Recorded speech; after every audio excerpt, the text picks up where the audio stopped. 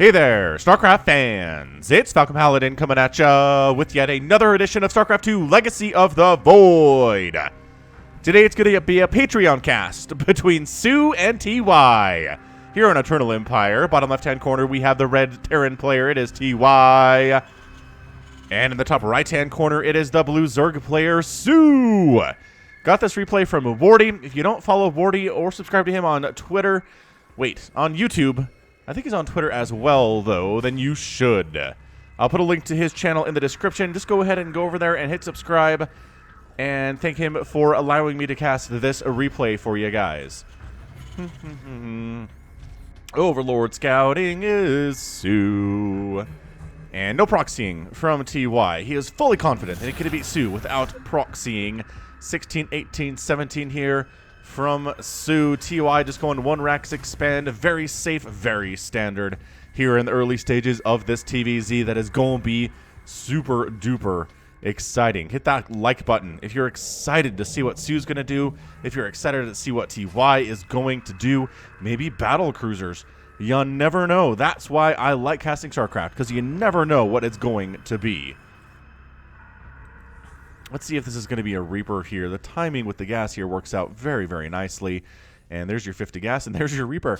So Reaper's name is Grimra. After spending his youth among the neo-natives in the post-nuclear U.S., Grimra was sent on a quest to discover the magical Gek that would help his village come back from the brink of extinction. During his quest, Grimra found himself exploring old-world bunkers and forgotten military bases. He also managed to scavenge out and recommission an old suit of combat armor. Among the wreckage of old tech, there was a lab used by the old government to house alien tech. Grimra found their manufacturing space-time continuum contractor. Not knowing what he was doing, Grimra accidentally transported himself right in the middle of a Zerg invasion. Thinking he was facing a mad flock of Deathclaws, he immediately started fighting on the side of the people in giant suits of armor. Later, he was promoted to Reaper for his bravery, and now fights not only the Deathclaws, but also the psionic space junkies who are probably high on jet all of the time. I'm assuming this is a Fallout reference or two. I haven't played a lot of Fallout. I tried Fallout 3 New Vegas for about 2 hours and was like, this combat sucks. Couldn't get into it. I need good combat, you guys. The story was okay, but not... Anyways, people are going to hate on me for not finishing Fallout 3, that's for sure. But Fallout 4 just seemed buggy and not great. People loved it, I know, but other people didn't, and... yeah, Fallout 1 and Fallout 2, just too old, never got into those either. So that's kind of where I stand with Fallout, but I assume based on the Deathclaw and the Jet references, that's what we're talking about. Third base being blocked by this SCV. I'm seeing this more and more from Zerg, or Terran players, rather, against Zerg players. And I like it. I mean, ideally here, soO wants to get this thing down at about 230. Getting it down at 3 minutes is super duper annoying. Trying desperately to block as long as he can. The micro here is good, but he also doesn't want to die. And that's a 311 third base for soO. Bad times for the Zerg player. Meanwhile, TY able to do whatever the heck he wants. There's no Lings coming across to murder him. He's taking a third command center here, while the third seat... man, it's actually ahead of soO's third base. That is how quick this third is. I like that Terrans are finding ways to get ahead economically on their Zerg opponents, because heaven knows they've been struggling in this matchup over the last couple of years or so. Beyond is back, or he's back soon. Obviously, Maru seems to be playing pretty well. So maybe we will see a bit of a resurgence in Terran players here winning Premier tournaments and winning things like BlizzCon, because for Terrans, it's been a while. Let's just say that. Creep spread, spreading nicely here for soO, going for that lair, taking his second gas at about 4 minutes. Or rather, at about 50 supply. Not taking these two gases, though. That indicates to me that what we're gonna... wow, that's a transfer? Okay. We just put 4 workers onto that gas. So, safety spores, maybe? Nope, we're gonna send that drone down instead. You don't need safety spores necessarily because of that third command center, that third orbital that TY has right now. Third base is done for soO, but man, look at this thing. He's making a couple SCVs. He's going to lift and land. That's going to be so nice for income. He doesn't really have the resources to defend it right now. But he's sending a Liberator out, trying to make sure that Overlords can't scout in. That's what this Marine's job is. And safety spores would be good now, though. Not having spores here against Liberators is kind of annoying. But soO decided having those workers is more important to him in trying to win this game. Economy more important than having defense. And let's see how that works out for him. Hellions going to go ahead and hit this third base while the Liberator sneaks up along the right side. My gosh, really? Handful of Lings. Nice surrounding there. No! That was not a split at all. That was a we'd like to line up quite nicely and let you kill us, Mr. Hellion style move. Only 4 drones down, which could have been a lot worse. And the Liberator does get up, getting 0 kills because the reaction time is absolutely beautiful from soO, but no spores here, and that's a lot of lost mining time. He's trying to get, there you go, trying to get the drones back onto the minerals there. Hellion's thinking about sneaking back into the third base again. One Hellion dies almost instantly upon stepping on creep. And line them up. Line up those drones. 4 more drones go down. They were previously injured.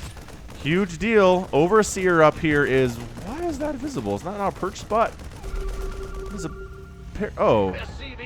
It wasn't on the perch spot. It is a perch spot. He just wasn't in the right place, which is incredible. So 54 to 50 workers. soO has a lead on that economy. He's got 3 bases. He probably should get a 4th base. Liberator ends up going home in shame with 0 kills. Queen Injects have not been good here for the last couple minutes because they've been needed for stuff like, you know, killing Liberators and Hellions. Spire on the way from soO. What are we assuming? You're going to go Mutalisks? Muta's pretty good. Ah, it is a Battlecruiser out of TY. All right. A Battlecruiser operational indeed. I did not see the fusion core coming up. I didn't get back here in time.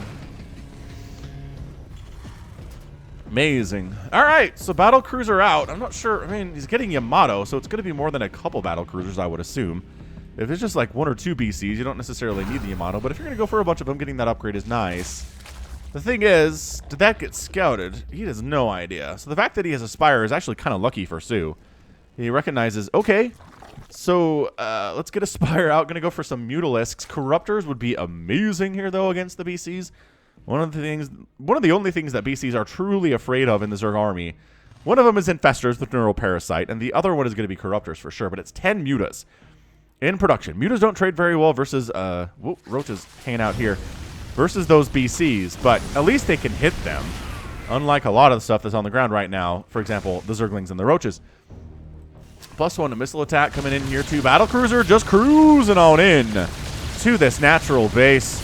Getting a couple drones, 3 drones going down, 4 drones going down. The Mutalisks are fighting, and there's the jump. So we saw the Mutalisks, though, so it's immediately time for turrets. You'll notice turret coming up here, turret coming up here, turret coming up here, too. 1 turret can fend off a lot of Mutalisk, especially if they're being repaired at the time. So this missile turret is going to finish, like, in the nick of time here. 2 Battlecruisers getting big-time hits on these Mutas, one of them dying instantly.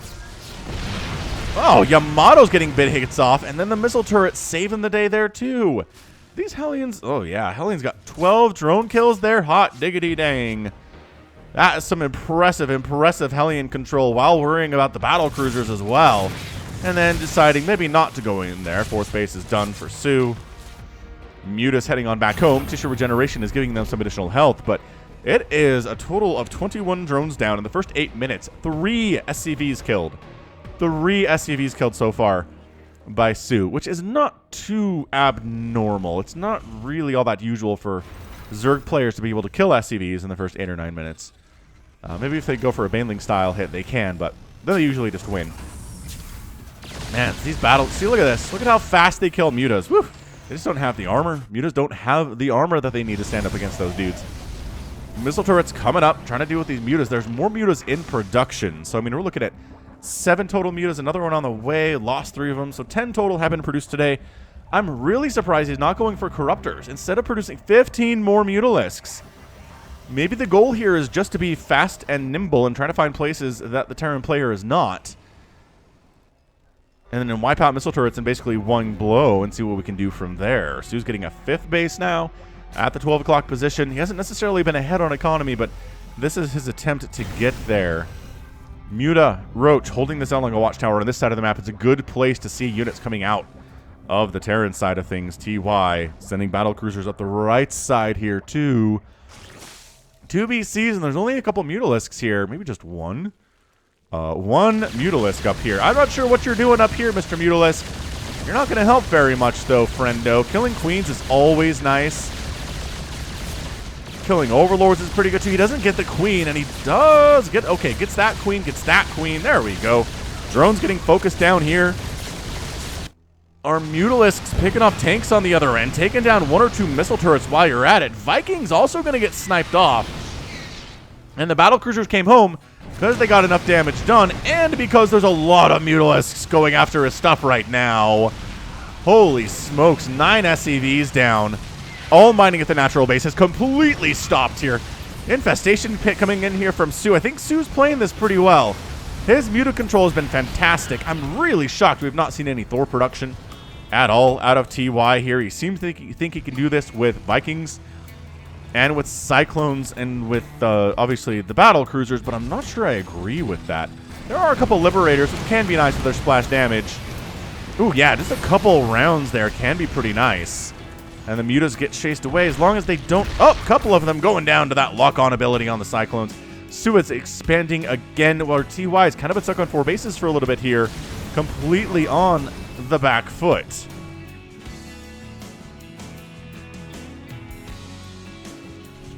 Alright, so now he is building his own 5th base. Whereas the 6th base of soO is now done. And he's taking the Rich Vespine Geyser at the same time. The Muta's coming in, getting... Wow, just one volleying down those missile turrets. This is dangerous stuff. This is a lot of Mutalisks. It's high risk, high reward for soO. He's got 34 Mutas. This is like old school Brood War. This is like old school Heart of the Swarm ZVT. He's getting a Baneling Nest now, but I was going to say, it isn't, I mean, it's not even Mutalisk Baneling Ling. It's just Mutalisk here with some roaches. Tissue regeneration, healing these guys up pretty darn quickly. All things considered, and expanding to the top left for his 7th base too. soO feels really confident at this stage of the game. He is taking that lock-on damage, and you know what? The lock-on damage doesn't do bonus because Mutas aren't armored. But it hits hard enough that it actually can kill 1 or 2 of those Mutas around the same time. That is so many Mutalisks. These turrets are not enough to dissuade these guys from coming on in, but the Liberators with the splash damage, that is something the Mutas do not want to engage with at all. soO is just in complete control of this game. He's kept TY on his back foot this entire time.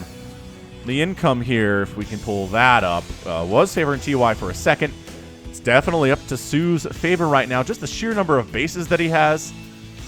Oh man, if he could deny upgrades on that armor, he does to actually deny ship weapons level 2. And loses 2 Mutalisks. Every time he darts in here, he loses a couple Mutas, mostly thanks to the Mass Cyclones, which they just freak me out because they have the Cell Shade Borderlands skin on right now. I don't know what they call it officially in-game, but it's definitely Borderlands-esque.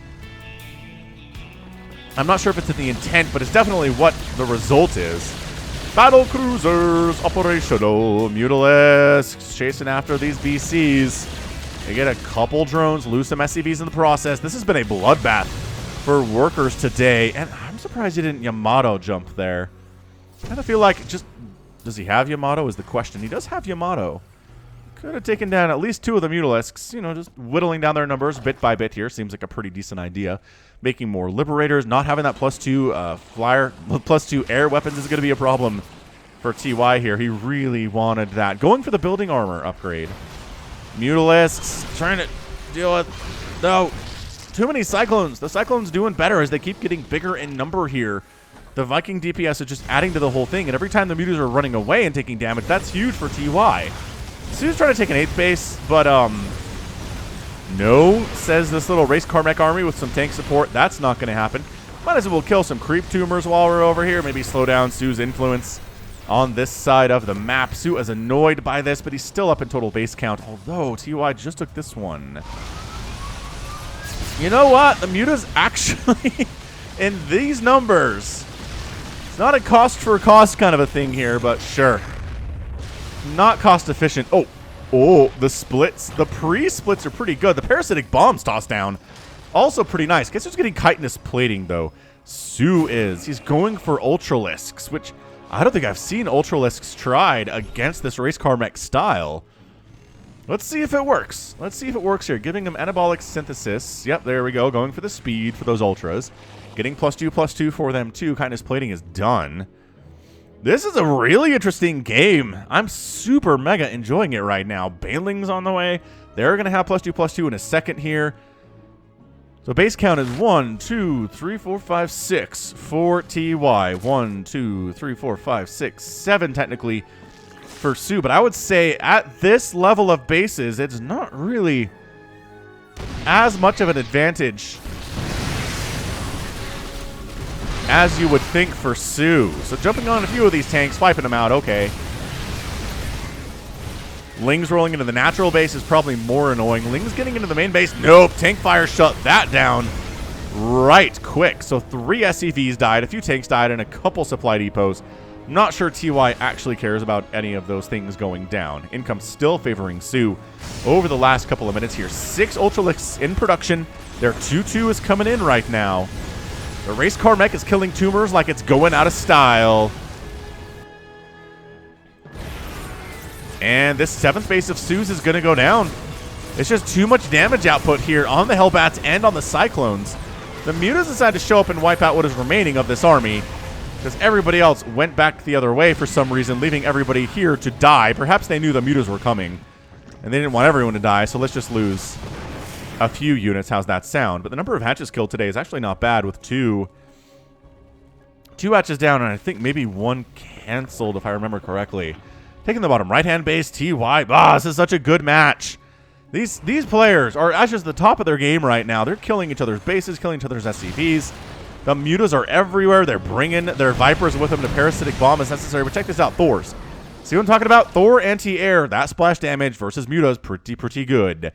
I remember when they nerfed the splash damage radius of that anti-air attack that Thors have. The splash mode, right? And people were complaining. Haven't heard complaints about it for a while. So I guess we're doing this thing. Ultras and Banelings crushing on in. Mutalisks in the mix here too, but I really think there's enough here from TY to handle it. Parasitic Bomb notwithstanding, and these Thors barely scratched by that Ultralisk. Thors are not the, or rather, Ultralisks are not the answer to Thor, as it turns out. Let's see if we can mine this base out, shall we? We're only 17 minutes into this thing, but these guys have been playing super duper hard thus far. And here's the trick. I know a lot of you people will not click on a video that's only about 15 or 16 minutes. But my gosh, this game has been 15 or 16 minutes. I never realized how glowy the Rich Vespine Geyser globs are. Do it again. Anyway, what I'm saying is if I post a 17-minute video, maybe give it a chance. Maybe it's basically this. This has been really nice for the first 17 minutes. This Muta harass has been insane. The number of bases down has been fantastic. Ultralisks popping out. I don't not know what skin this is. It's probably the same skin the Infestors are if I had to guess. Where are you? Very shiny on their tusks. They kind of look mechish, but I don't know. Dude, soO's retaking this left and the right side base. He's got Corruptors out now. Here we go. Ling Ultra Baneling crushing on in. Blinding Cloud on these Thors. Left side flank attack of Thors might actually get a little bit outnumbered here, but still that damage output is nuts. Thor does go down, an Ultralisk goes down, and the Thors do win that particular battle.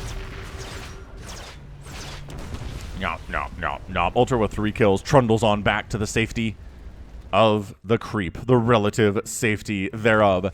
So, yeah, we've kind of split the map in half here, except that this space and one of these bases should be TY's, is what I'm trying to say here.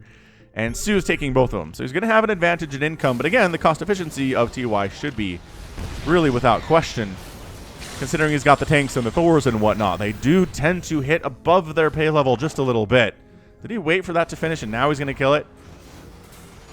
That is something players can do, but sometimes it's a little bit risky at this level especially. Greater Spire on the way from soO. He might be at a bit of a loss. He's kind of going for all of the tech right now.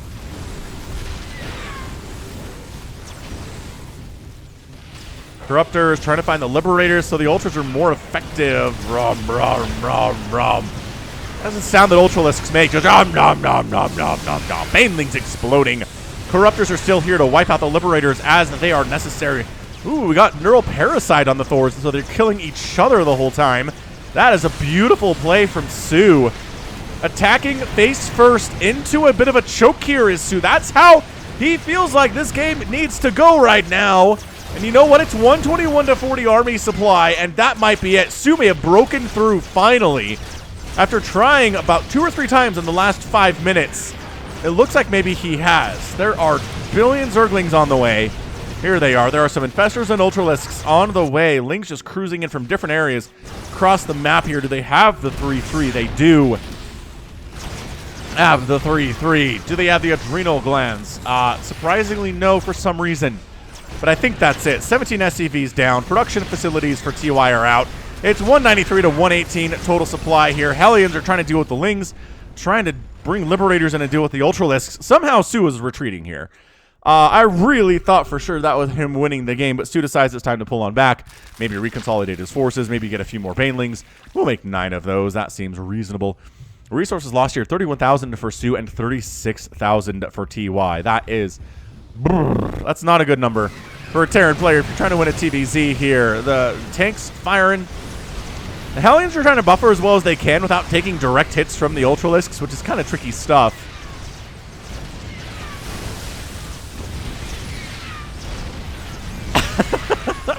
Yeah, Ultralisks keep going down here. I mean, this base is effectively defunct for TY. Not sure how much he cares about that one entirely here. Income is favoring soO, but not by as much as you would expect for someone who is down 79 to 56 workers. I mean, TY is just economically okay. He really is. This bottom right-hand base is okay. This Vespene Geyser base is okay. And soO reconsolidating his forces again. Dude, if TY comes back and wins this game, I am going to be astounded. I will be flabbergasted. But TY is just, look at it, just patiently mining. Retaking his 4th base that's been killed, but, you know, it's got extra orbitals lying around. Not really doing anybody any good here. How is it 118 to 95 army supply? How? How is TY able to remax like this? It's because, well, Terran can remax. Zerg can remax. Yeah, Protoss can remax, but Terran can too. I don't know about this choke. I really don't know about this, soO, but all right, man, he's going for it. He's crushing up this ramp. Banelings making connections. Corruptors wiping out the Liberators. The tanks, there are only 3 of them remaining up here. Cyclones and Liberators gone, but the Cyclones continuing to fight on in, and another hold from TY. This is very much Sparta right here. This is 300, man, in StarCraft form. That said, the fact that soO has continued to attack into little choke areas is hurting my soul right now. Oh, the Vipers come out, one of them dies, they'll lock on instantly, and this left side base goes down. Lings rolling into their deaths right now. Army supplies 110 to 86. soO has a lead, but it is not insurmountable in the least. soO's trying to get +3 flyer attack for his Corruptors. So not have I really feel like having adrenal glands would be nice here, but not really relying on Lings all that much, it feels like. The Ultras chop down a single missile turret and then say, let's go back to the creep. Tis a safer place. He's replacing this one. And look how much it's evened up here. 45,000 to 44,000 resources lost. TY was down in that by about 5,000, and now he's kind of evened it up. Hatch down. This Racecar mech stuff is working exceptionally well for TY. It's not 100% Racecar, right? He's got an element of tanks in here, too. But the Broodlords are present, and there's 6 more under construction. And traditionally, how you handle Broodlords as a Racecar meching player is you just don't engage with the Broodlords, because you're faster than the Broodlords are. You do stuff like this. You cruise around the left side. Man, that transformation servo upgrade is so good. You'll let the Broodlords do their thing, right? You're like, okay, fine. I'm going to wipe out a base or 2, but we are so much faster than you are. We're going to take down your attempt. Not even a cancel there from soO. Planetary is going to die with about 60 kills. Not bad, Planetary. Salute you for your strength. These SCVs should probably just work right here, if you ask me. Yeah, look at this Racecar mech army. We're just gonna... Oh, that's really out of rich Vespene gas there. Bank 4,000, 2,000 for soO. He might just have the bank to do this thing, though. Plus, he has the Ultras on the ground. And see, but you're faster than the Ultralisks are, even on creep. Wheels, it turns out, are faster than legs. Well, I don't support that, TY. Why would you stand there and just take the hits? Maybe you thought these tanks were in range. I don't know. But army supply, 116 to 124. soO is down in army supply right now. We got Thors. We got Hellbats. The Thors can directly engage here with the Broodlords and kill them, assuming there isn't Blinding Cloud happening or Neural Parasite, which is why soO has those spellcasters right now. Because he's smart and he knows how this works. Another hatchery down. I mean, the number of bases down for TY has been a lot. A number of hatcheries killed has been insane here too.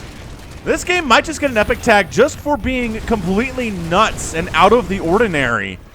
And just the sheer carnage on both sides here.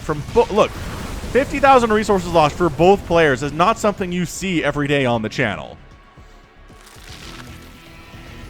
Yeah, this worker count for TY is 35, but if you look, the income actually is really favoring soO right now. When mules come into play, you know what? Losing these two bases maybe have been a little bit more problematic for TY than I was acknowledging there.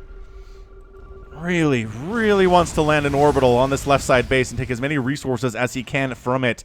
soO's expanding in the bottom right because he's just being cheeky as all get out right now. The Vikings trying to get hits. Nice split on that parasitic bomb. Ooh, Viper sniped down.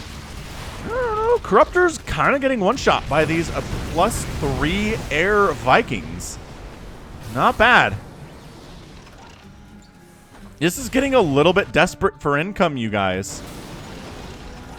At least for TY. So he lands as soon as he can. I don't think that's even on center. I don't think he cares either. He's just muling. Let's see how that income does with the mules. It's helping. Helping a bit. Yeah, it does drag it down his way a little bit here, but soO still has the income. Especially with this space, which is oversaturated, but counts. This space is oversaturated, but it counts. Really surprised he hasn't actually sent more drones down to this base, which is a little bit super undersaturated, as it turns out. Look how fast Hellbats transform with that upgrade. With that servo upgrade. And another hatchery down. How many hatcheries have been killed today? Well, once this one dies, we'll take a quick look. 7 hatcheries killed, 4 planetary fortresses, an orbital command. 7 hatcheries down. Is TY gonna do this thing? He's been so patient with these Vikings. We're engaging, I guess. All right, Ultra's on the ground. Baneling's crushing into the front here, getting some decent hits. Blinding Cloud on top of all of these Thors. Some of the Thors anyway. Is there enough to kill the Broodlords is always the question. Neural Parasite on the one remaining Thor. He's doing damage to his friendly Hellbats right there, and that might be your GG. That might just be too much Zerg. SCVs are falling by the 5s and 10s right now when TY doesn't have enough, and that is your GG. soO takes the match in 28 minutes and about 2 seconds there. Oh, who's still in the game? There we go. Woo! That was amazing. That was really good. What a fantastic game. Thank you, Wardy. And again, check out Wardy's YouTube channel. Check him out on Twitch. Links to both in the description here. Wow. 7 hatcheries down. And soO manages to pull it out here anyway. But that number down in the bottom right, the 63,000 resources lost for TY, the 56,000 resources lost for soO. That ratio is not good in a long TVZ if you're the Terran player. I know he killed a lot of bases. He only killed 38 drones, which is kind of nuts considering he killed 7 hatcheries and only killed 38 drones. He lost 106 SCVs. He lost 18 Thors, all 2 of his Battlecruisers, which he did get Yamato for only 2 BCs, by the way. 28 tanks, 4 planetaries. Just across the board here, it is nothing but just complete destruction for everybody here. It's 12 Broodlord left in the game, and only 4 got taken down. So maybe not quite enough anti-air for TY there. But he had the right idea. He had the Vikings, he had the Thors. Those are the things that you need. Try to snipe down the Vipers if you can. And he did end up killing 7 Vipers, which is pretty good stuff. On to that one. Oh, yeah, for a second there, I really felt like TY was going to win that thing. But I think just too much income for soO. too good composition at the end of the game there. That was a base that TY needed economically to stay alive, and he couldn't, and that was it. So great job by soO. Great job by TY. I mean, no shame in losing that game for TY. That was a fantastic, fantastic match. But that's going to be it from me today. So this has been Falcon Paladin coming at ya with yet another edition of StarCraft 2 Legacy of the Void. Go ahead, hit that like button. Hit that subscribe if you like what you saw and what you heard today.